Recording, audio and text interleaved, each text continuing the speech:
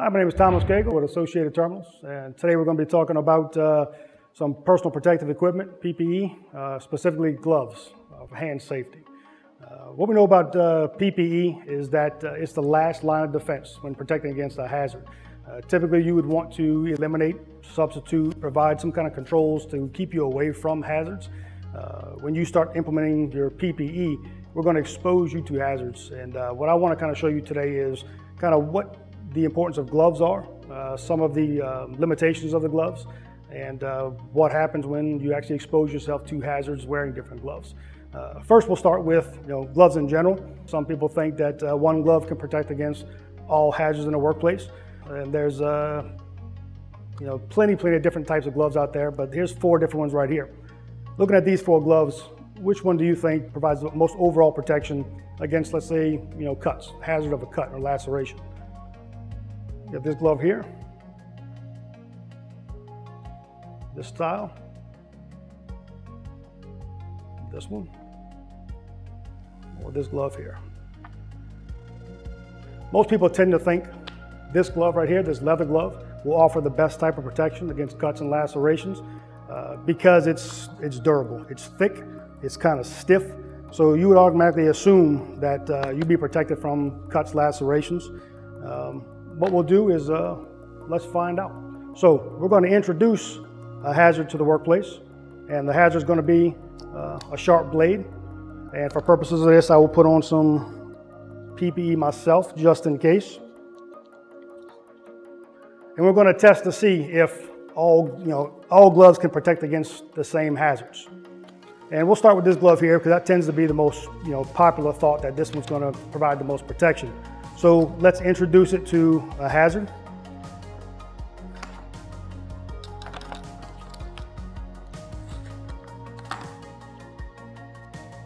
Didn't really provide any protection whatsoever against lacerations, or cuts. Let's go with this one right here. Each glove, depending on what you're using it for, will have different cut ratings, puncture ratings, and it's usually notated somewhere on the glove. So let's try this one here. We'll introduce the same hazard. And you can see it cut right through. All right, we'll try this one right here. Introduce the same hazard. Through it again. Like I said, these are all made of different materials, but we see that this hazard defeats all of the PPE. As you might already assume, this is going to be the glove that will be used to protect yourself against cuts or lacerations, because I'm wearing them myself when dealing with this hazard. So let's take a look. It does protect, but what I'm going to show you now is different types of exposures to hazards. So we're going to take the same hazard, and what we're going to do is we're going to increase the frequency of exposure to this hazard. So if I introduce increased frequency, I'm exposed to this hazard more often, you can see that it will start to tear. What I'll do also is I'm going to increase the magnitude of my exposure. So I'm going to put just more pressure.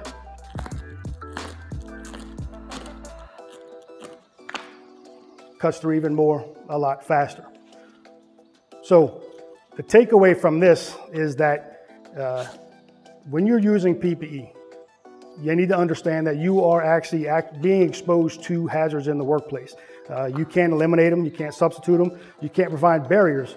So you actually have to put your hands on or around those hazards. And if you believe that there's one glove that can protect you against all hazards in the workplace, I just kind of demonstrated that that's not the case. And then lastly, showing you on this one right here, that even though the initial exposure to the hazard didn't produce that cut like we had here, by frequency of exposures, the magnitude of exposures, eventually that PPE has the potential to fail. So that's why we say PPE is a last line of defense, because you are actually being exposed to that hazard. So on the job, in the workplace, around the house, just because you have a nice pair of gloves on doesn't automatically mean that you're protected against those hazards. All right. We'll continue talking about hazards in the workplace and PPE. Specifically, we're going to talk about safety toe boots. Some people might know, safety footwear for the feet being steel toe boots. They're actually safety toe boots because they can be steel or composite plastic. Both offer the same type of protection. Your safety toe boots are designed to help protect the feet, the toes, from crushing, striking from hard objects that may fall, rolling over by equipment, plates of steel falling, things of that nature.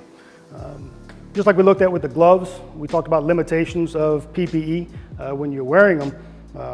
The glove with the boots here, we'll talk about what happens really when you don't wear the PPE. So just like with the gloves, we introduced a hazard, which is a blade.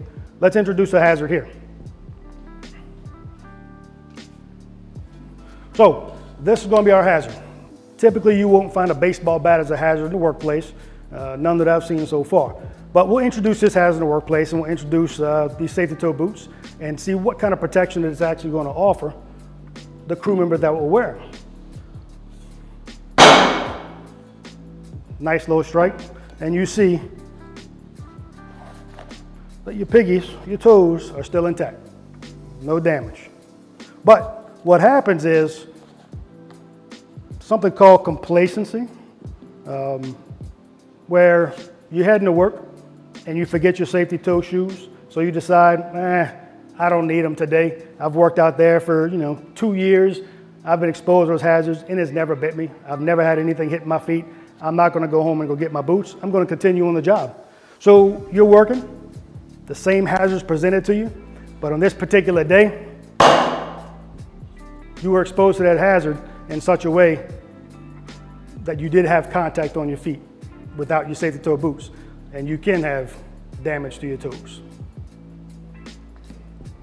Just like with the gloves though, there's limitations, because even when you're wearing these safety toe boots, the safety toe cap does have an ending. It will end right around here. So you can still have damage to the feet and have exposure right behind that cap. So there are still limitations even with that safety toe in place.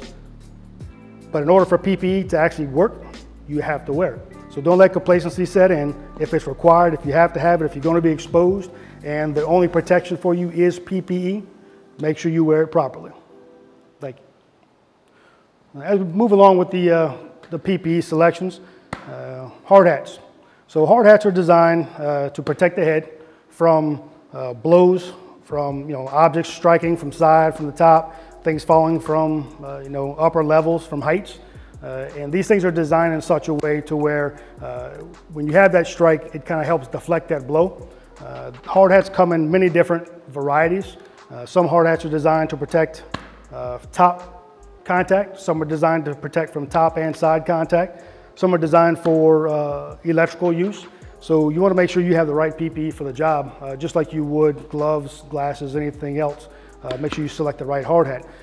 One of the most important features of this hard hat, other than having that hard plastic shell to protect against that strike, is this inner suspension strap. This inner suspension strap is designed specifically to help take that strike and move that energy across the entire hard hat evenly and kind of soften that blow.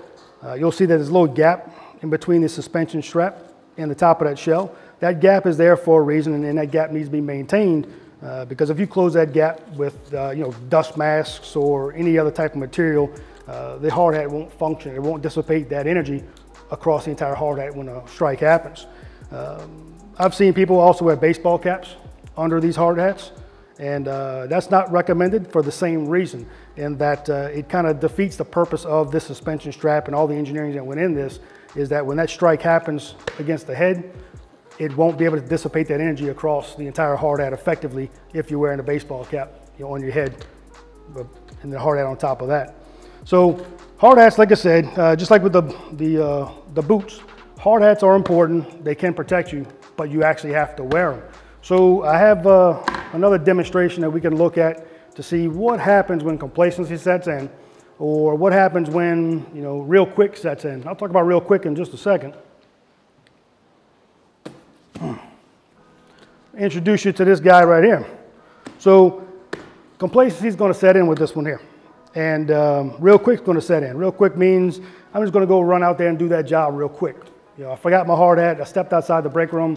I'm gonna go do it real quick. I don't need my PPE for this job. I'll be fine. I've been exposed to the hazard 100 times. We'll take a look and see what happens there, but let's see if this thing is actually an effective tool to protect against hazards in the workplace. Let me go get a hazard. Hazard in the workplace. Here's my friend right here. He's got his hard hat on properly, nice and square. He's got it ratcheted down to where it's fit comfortably on his head. And as he's working, he's introduced to a hazard in the workplace. And remember, I can't out-engineer this hazard. I can't substitute it. I can't provide a barrier. So I have to rely on PPE, which is the last line of defense, because I'm going to be exposed to that hazard. All right, that's why you always have to be careful and understand that this might not always protect you. So we'll take a look. He's on the job. He's exposed to a hazard. So he's got some scratches here on his head, but overall, that melon looks pretty good. Maybe I didn't hit it hard enough though, right? So just like we did with the gloves, let's increase, the magnitude of that exposure to the hazard. We'll put it back on his head. Ratchet it down, nice and square. And kind of the same thing. So he still will sustain somewhat of a little bit of a laceration injury here in the head, but overall, he's protected from the hazard in the workplace. But that real quick we talked about, that complacency we talked about with the boots, and that we talked about with the hard hat at the beginning of this demonstration, he steps out just for a second, and he decides, I'm not going back in to get my hard hat. I don't need it. I don't need my glasses. I don't need my high visibility vest. I don't need that thing, the last resort to protect me. He's in the environment, introduced to that same hazard. What happens? Splits them up pretty good.